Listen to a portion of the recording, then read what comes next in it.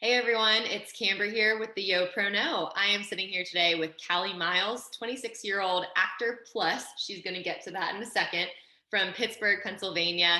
And before we get started on just talking all about you, Callie, I want to quickly mention how we got connected. I always like to share how each interview connects me to the next interview and the next young professional. And so y'all might remember Paris Michal. He is also from Pittsburgh, and you guys know each other from high school, right?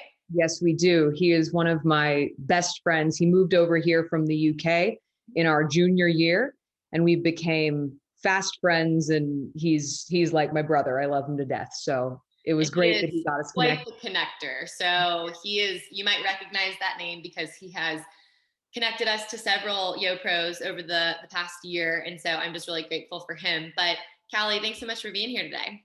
Thank you, Camber. Thank you for having me. It's a real pleasure. So let's get started. Go ahead and just give us a brief background on who you are. So where you're from, what you are currently doing, and then we'll dive into the details. Sure. I am born and raised in Pittsburgh, Pennsylvania, which is where I'm also living now. Um, I come from a very athletic background. I grew up as an athlete, played pretty much every sport there was, but found a real love for lacrosse in high school, middle and high school, and unfortunately was the recipient of two very bad concussions back to back, and was informed that I could no longer play sports. So, as someone who always also did the plays and the musicals and enjoyed doing that too, I sort of lost after having lacrosse taken away from me. And some of my friends from the plays said, "Hey, why don't you come join the after school Shakespeare club?" And I was like, "Okay, sure." And so I went and I did it. And I actually was doing pretty poorly in school at the time due to some memory issues from the concussions. And Shakespeare really helped me retrain my brain. It took me a month to memorize a monologue from Taming of the Shrew. But once I did it, it was just like, okay, this is really cool. And I'm an only child, so I am very used to playing pretend. That was how I played as a kid. It was by myself. It Yeah, was, entertain I yourself. played, exactly. I played all the characters. Made up the story and what was happening. And that I think really bled over into when I figured out I could play pretend and get paid to do it. How cool is that? But yeah, I that's me essentially. And then as an actor, I attended Baldwin Wallace, which is they have a conservatory of music. It's in Cleveland, Ohio, right outside of Cleveland, in a little town called Berea. They have a very prestigious conservatory of music, and I was lucky enough to get accepted into their musical theater program. Um, and after that, I showcased and got an agent in New York, acted off-Broadway and regionally for 3 years after graduation. And then COVID happened. Right. And let's pause there because that's a lot to unpack just in that. Yeah. Like how you helped guide us kind of through that transition of how you got into acting. Mhm. And while you were off Broadway for those 3 years and you were doing regional productions, what what was that like? And try to be as concise as possible so we can kind of get through, because I want to get to the part about COVID, but kind of walk us through what that looked like so that people who are interested in maybe going this route, or maybe who aren't and they're just curious, what did that look like? Yeah, so you'll audition for the production, whether that's something you get through your agent or on your own. You audition for the production. Sometimes there are like follow-up callbacks, kind of like follow-up interviews. And then you pretty much rehearse usually for about 2 weeks, and then the show goes up for about 6 weeks to anywhere from 6 weeks to 6 months. I mean, honestly, it just depends on and longer sometimes for other contracts, but just depends on the show. Um, but yeah, you're in rehearsal pretty much every day but Monday, and then you go to a tech process, which is very long focusing on, the technical aspects, not on the actors. And then once the show goes up, you're essentially working 6 shows a week, and then you have 1 or 2 days off. Mhm. And yeah, you're living your life in whatever town you're in. For me, one was Babylon, Long Island, Babylon, New York. Just I'm living in Babylon, New York, and Right. I'm going to the theater at night, and during the day just doing regular life stuff. Hmm. Hmm. Awesome. I mean, that's a great picture, and obviously, I'm sure we could talk about that all day. But what what happened when COVID hit? Like, what did you? I'm assuming that's why you came back to Pittsburgh. It is. COVID pretty much just ravaged our entire industry, as it did to many.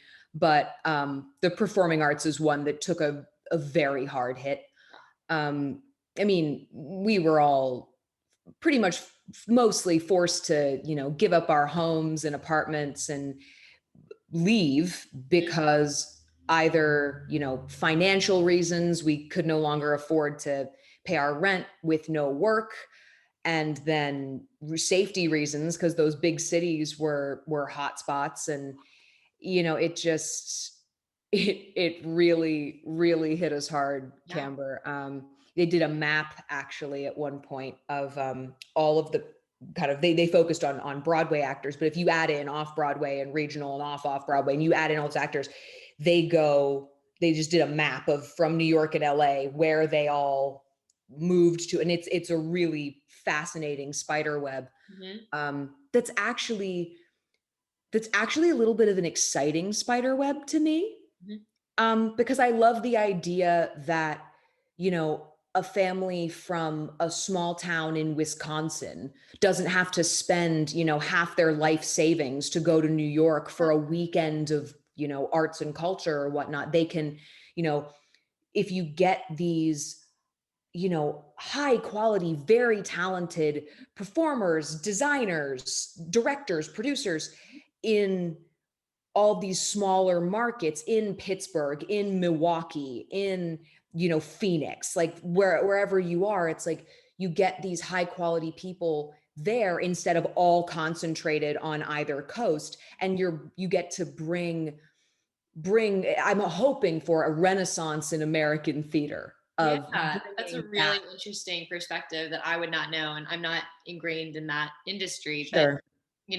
I hope that that does happen, because I think that would be, like you said, it would be great for somebody, a family that doesn't live in one of those areas, to be able to get that same level of In a couple hours of drive. Yeah, Mhm. in a couple hours drive away, or, down the street.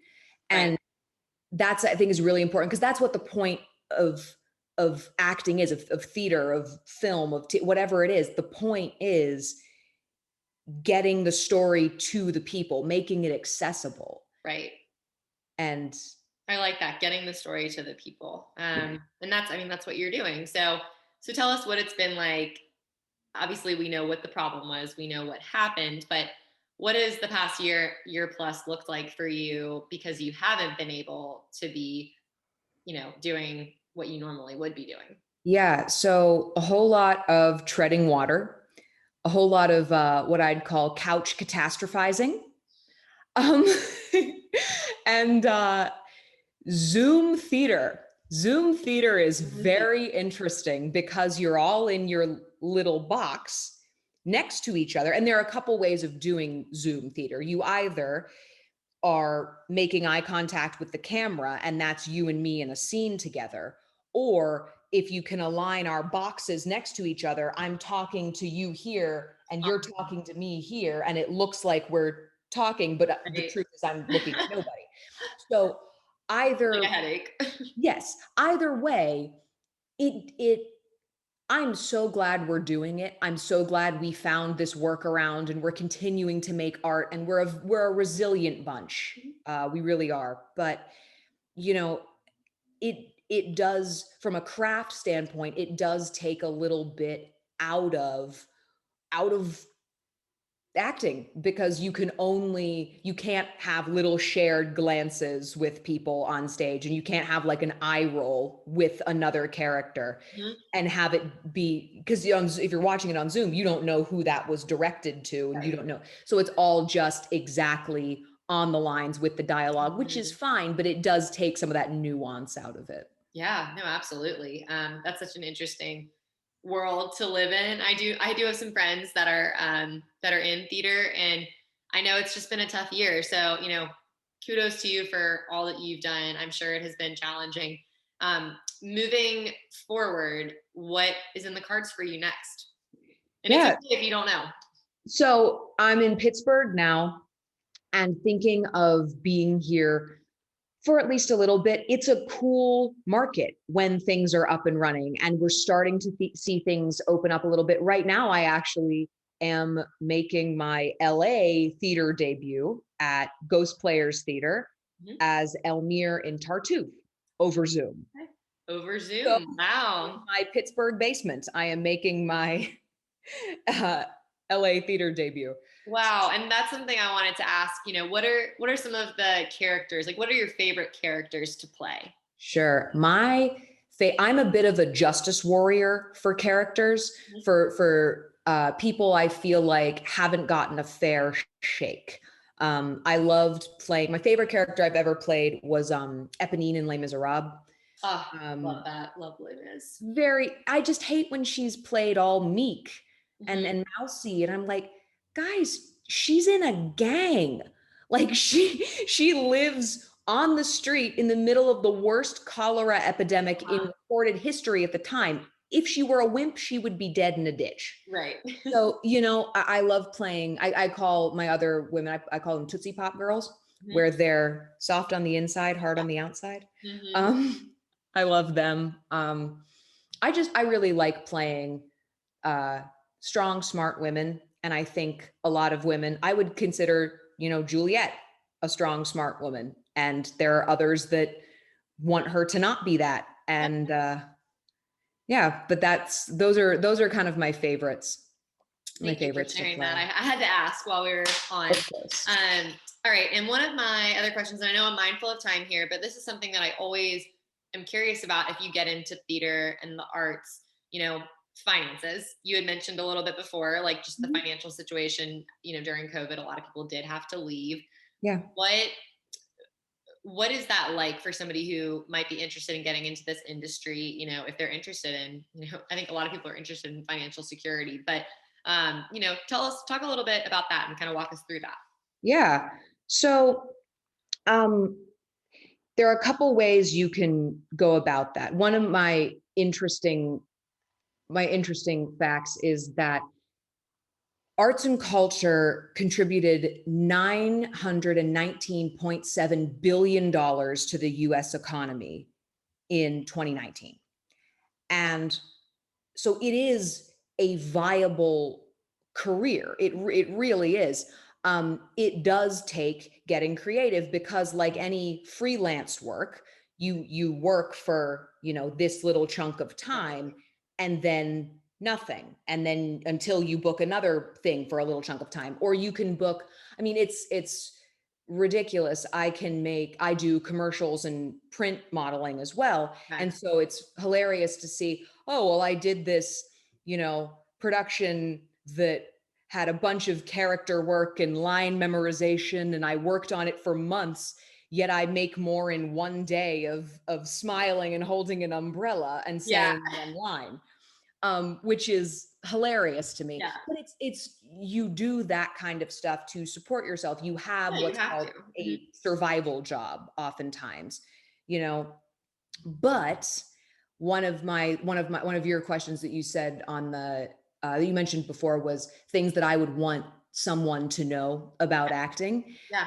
And what I would want them to know is, it's so much fun to play pretend for a living. It Mhm. is viable if you're willing to get creative about it. And if you're not an actor and you meet an actor, be respectful. Don't make waiter jokes.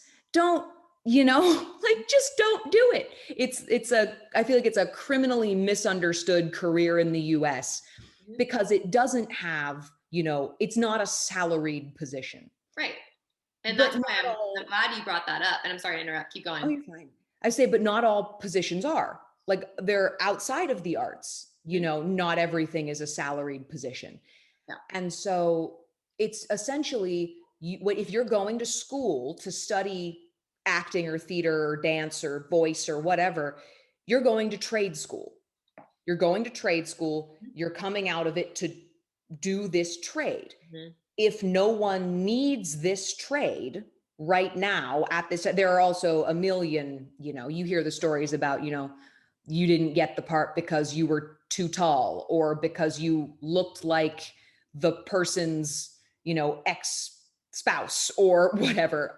But there's so many things that you can't control in this field. But it is, if you love it, it is worth it. And there are ways to make this a financially viable career.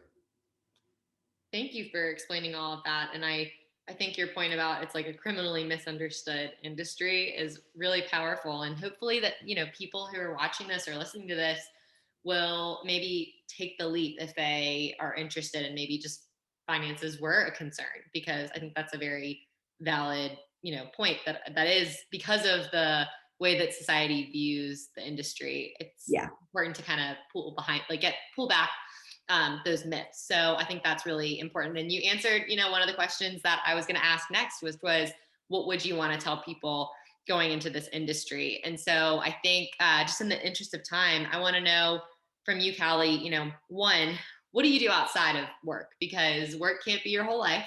So what do you like to do? And then we'll wrap things up with any last minute words of advice. Sure. I love history.